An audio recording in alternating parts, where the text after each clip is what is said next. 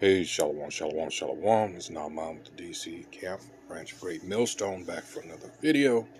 But first and foremost, call Halal Yahweh, Bahashim Yahushua, Bahashim Kahakwadash. Double honors go out to the apostles, bishops, and elders of Great Millstone who rule well. Salutations also go out to the fellow Akim that are out there on the highways and byways, pushing the truth across the four corners of this earth. All right. Still trying to wake up the remaining hopeful elect while time permits us to do so. And it is growing short. You can feel it. All right. So, what we have here is a case like it's always been. And these politicians, see, you got to understand, these Edomites, especially the po-white trash, as they're called, and when they're called that, they more or less are making a comparison of them to us. All right, that's the way you call them a nigger. All right, but whatever. It doesn't matter their economic status. For the longest time, these people, because of the elites, have managed to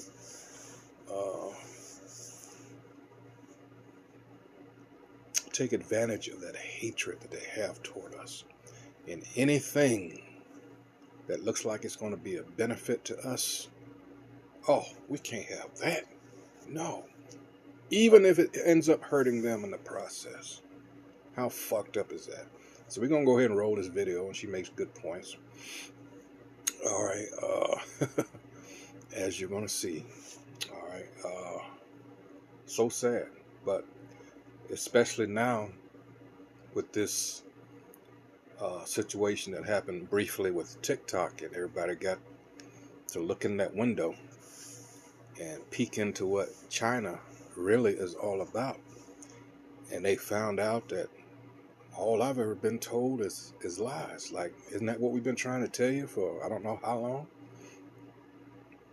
So, as this one woman, one of the former campsites, she used to, she was homeless. She used to always accuse us. She always say, lies and bullshit. But that's what the American government has been doing to you all along. All right, here we go.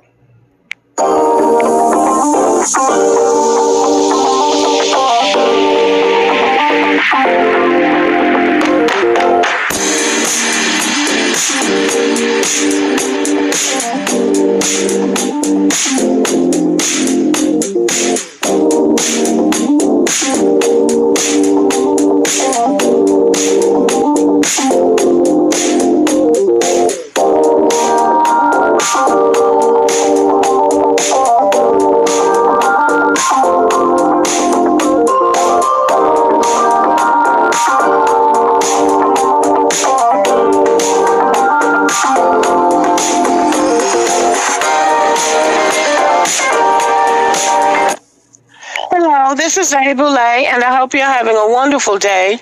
Thank you for your support. Thank you for subscribing to the channel. Thank you for your thumbs up, for your comments, and thank you for sharing the videos. Thank you for all you do to support the channel. And yes, we are commanded to love one another, whether we want to or not, or whether we agree with each other or not. Today, I want to talk about poverty in America. So, since the United States, Donald Trump's administration has threatened to ban TikTok in America because it's not an American-owned company, Americans have been fleeing to another Chinese app called RedNote.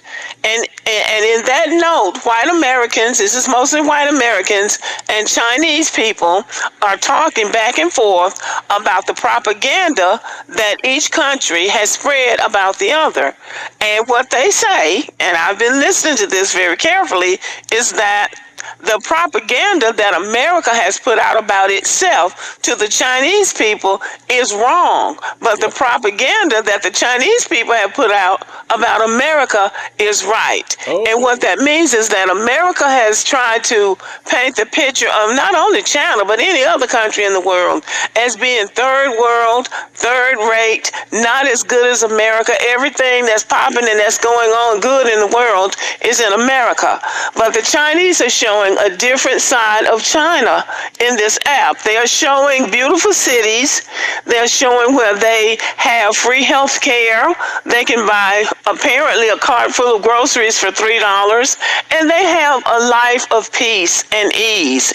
And these white Americans are listening to the Chinese people, realize that they've been lied to, that the Chinese people are not all walking around pushing a cart with no lights and living in a mud hut, and that everything is going on in America is not all flowery beds of ease.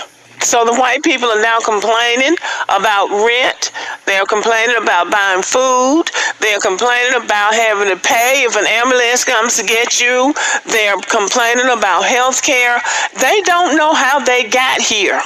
Now, there have been a couple of black people who have been speaking on this app and speaking to white Americans about how they got here. How they got to the point now that they are complaining about food, they are complaining about medical services, they are complaining about paying the rent, they are complaining about things that black people.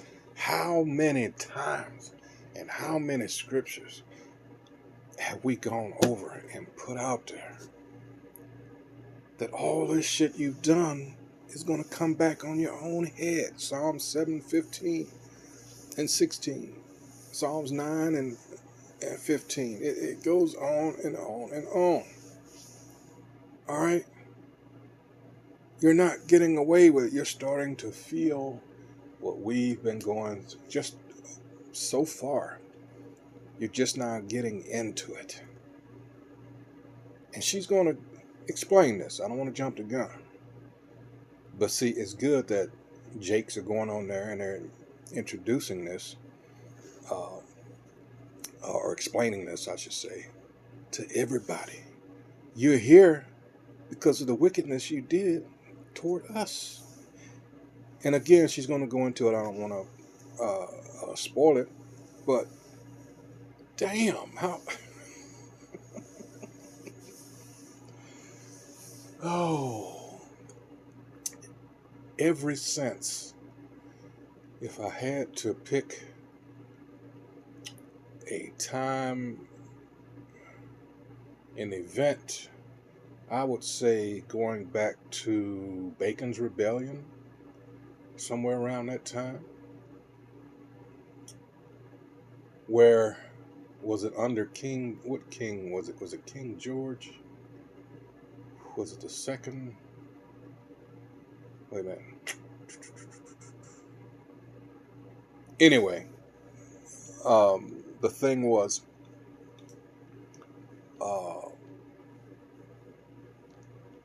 where they decided that, well, you know what? How are we going to control these people? And you started getting that concept of white and black. I'm rising this around the 1680s, thereabouts. And because that was never a thing before that. All right. So, yeah, how do I keep them? And from there on, you got, I believe it was 705, where you got the black codes and all this other shit, slave codes, all that shit. All right, it's just got,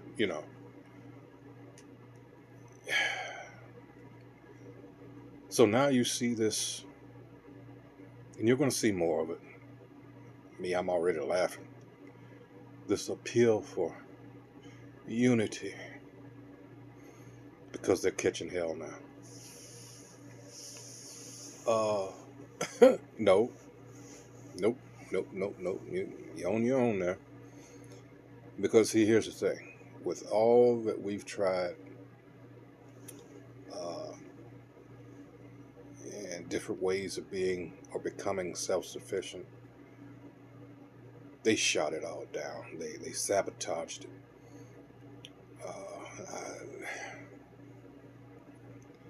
What else left is, I mean,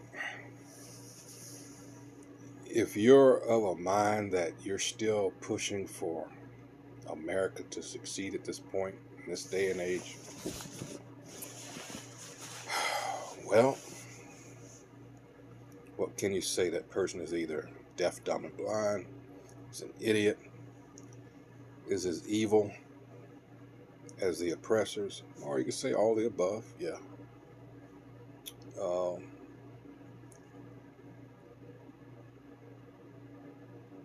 We should not be around those people, hence the 2/3 is what I'm describing, more or less. So let's go back to the video. I've always complained about and black people have always struggled with.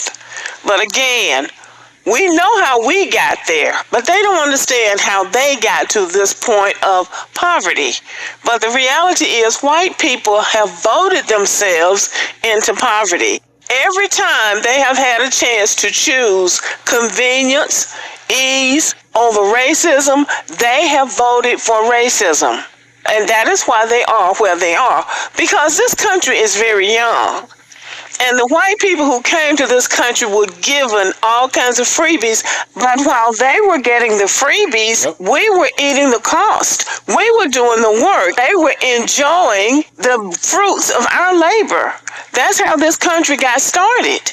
So when black people were freed and they had to go to work for themselves, that changed the whole paradigm. And they have never been able to get over the fact that they are not entitled to free labor, to other people's wages.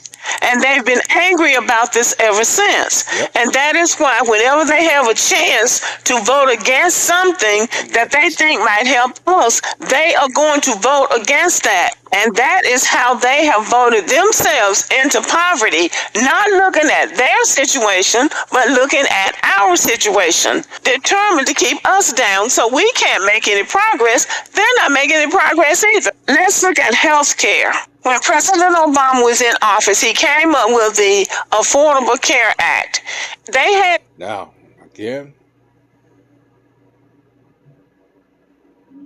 gotta say this because no one here is fell for the Obama shit. We're not about Obama any of these motherfuckers, all right? As an example, she's just pointing this out. I just want to make that clear. All right, because he's not our people anyway.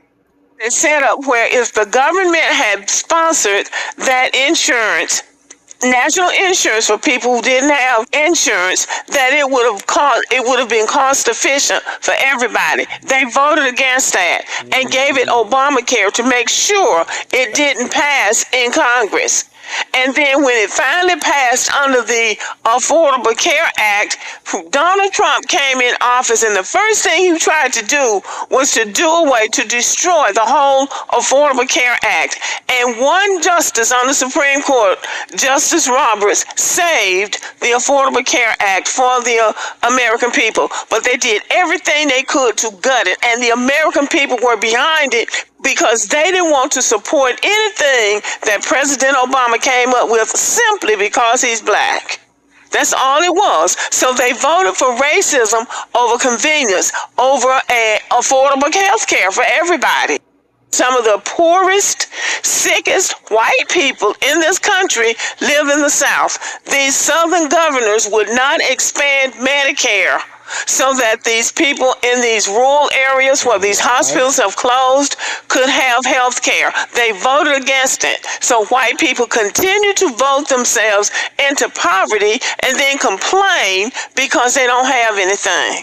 And now because they really think they're better than everybody else in the world, they're doing better than everybody else. And then when they find out that, no, you're not doing better than everybody else, because there are places where the government actually works to help the people. And that is not the case in the United States. They make us pay through the nose for everything, because every time something comes up that might help the people who are against black people, these racist politicians, will come up with some type of scare tactic turning black people into the boogeyman for white people to be scared of and mad at, so that these politicians can go behind the scene and come up with sweetheart deals for themselves, giving themselves a big raise, giving themselves vacation time, coming up with all kinds of perks for themselves while they are making the American people pay. Because it's a game to these sick fucks. Didn't George Carlin describe this to a T about the club? You know, and you racist ass Edomites and some of you, Jake, that look like Edomites but are actually Jake, you wow.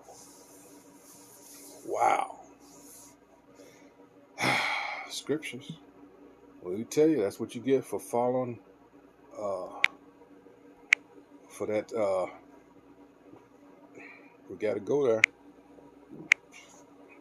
It says, woe to the bloody city. It is all full of lies and robbery. City of bloods. Full.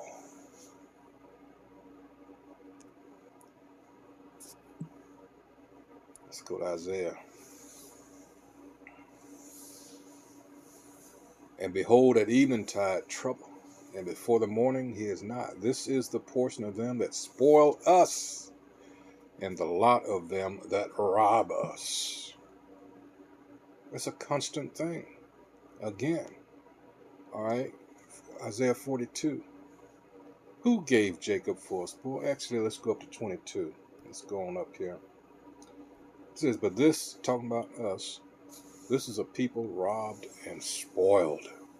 They are all of them snared in holes, and they are hid in prison houses. Remember, after the so-called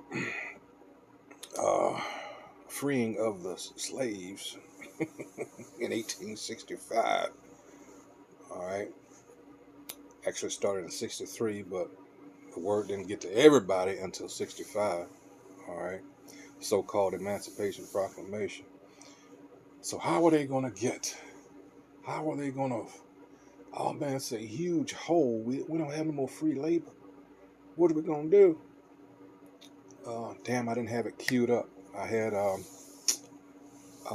let's see if I can, hold on just one second.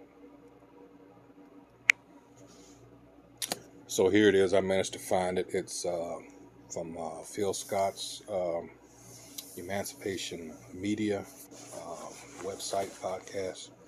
So here we go about convict leasing. And most of us know this, but just in case.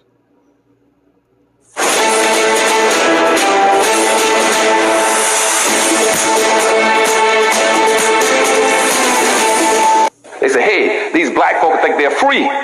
They really think, they still think they're emancipated. They think they're free, even though we did not give them the 40 acres. Because it was a big ass lie. In fact, some in Congress back then more or less laughed at it, because Lincoln actually got that idea from a general that tried to use, I believe it was in the Missouri territories, to try to, punish the South more or less. And Lincoln said no, and then he turns around and uses the same, hey, that's what they do, but because he didn't have any power where it mattered most, all right, at the time. So here we go. They still think they're free. And say, wait, we're going to show you how we're going to get them. Let's go back to the 13th Amendment, unless we got them again. Well, the 13th Amendment says it's unconstitutional to have involuntary servitude, except when duly convicted of a crime. They said, we got them again because our people know how to play this game, the shampoo. So what they said is now, let's now write laws called the Black Codes in 1867. And the Black Codes would criminalize black folk. Simply put, slavery ended on paper only, and they still needed the black labor from the people they hated so much. The solution? Get cheap labor out of them with sharecropping and criminalizing being black with the convict leasing system from a legal loophole in the 13th Amendment that still allows this today. Black American Freedmen History. That's what Lady Boulay was talking about. They were so used all right, for us doing all the work, all right, and they sit back and profit off it, and in more ways than one, and yet nothing was ever good enough for them.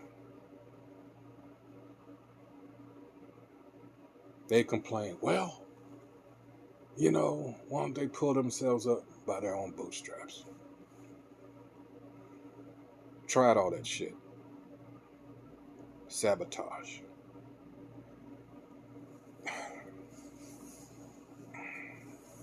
And then, during the Reconstruction, or the end of said Reconstruction period, what did they do? They let the Klan loose, Jim Crow, you know, and as a consequence, everything that we built for ourselves, or in an attempt to, was destroyed. It's either underwater, you know, and they go and take their families out and have a good old time. Meanwhile, there's graves underneath. History we should know. Did you know that even though it is said that slavery ended in 1865, white supremacists found other ways to re-enslave blacks here legally? One of those ways was the convict leasing system, and it still exists today. Here's the backstory. Convict leasing was a system created to re-enslave black Americans legally so that they can make up the revenue that was lost from the ending of slavery and decrease the cost that former plantation owners weren't used to having. Now, to do this, former slave owners used a loophole in the 13th Amendment. Following the Civil War, things such as unemployment, thefts, and more landed all newly freed slaves back into the custody of whites. Now, once jailed, thousands of prisoners were leased to companies who needed labor for things such as mining, working on the railroads, cotton picking, and more. Conditions in convict leasing camps were harsh, as leased convicts were forced to work long hours in dangerous areas, fed poorly, subjected to violence, and lived in overcrowded, unsanitary quarters. The labor provided wealth in the millions to former slave masters, states who were once dependent on slave labor, and even helped rebuild areas after the Civil War. Convict leasing still exists and has been depicted in movies like Life or The Color Purple. Prison labor is also used to produce things for us still, like our car parts, furniture, mouth dentures, and more. Prisoners also tend to farm crops and provide customer service for many companies. For more unsung history like this, visit our website, www.morethreads.co, where More Threads is bringing even more awareness to Black history left out of history books with our history-inspired products. Products like our 52-deck. This is a huge reason why there's such a resistance to all this history. They label it critical race theory. And I keep telling people, why don't you apply that theory to that hollow bullshit? See how they feel. And don't be scared to do it. That shit happened over there. This happened here. Supposedly happened over there. At least not the way they said it did. All right. So here we go. Themselves, while they are making the American people pay more and more and more. But the white people choose it. They choose the racism over convenience. Every time they have a chance to vote for something that's going to help everybody, they will vote for the racism. They would rather not have the help themselves if they think black people are going to get some help. And that's their problem. That is their problem, and they're just going to have to live with it. Anytime anything comes up about reducing the cost of something, if they think black people are going to be helped by it, they're going to vote against it. They're going to use some word like crime, or he's against crime, or they are raping white women, or some old foolishness like that. But behind the scenes, they are taking away freedoms, and they are jacking up the price of everything. Anything that they think that's going to help black people, and it's always in the back of their minds, anything they think is going to hurt black people, they're going to vote for it. They don't care if it hurts themselves. These white people in America left Europe, left European countries where everybody was white, to come to a country, to a part of the world where there were dark-skinned people living. Then they went to Africa, all the way to Africa, to get black people to come and live in their backyard. I tell you, I'm so sick of that black shit. No, they got Israelites.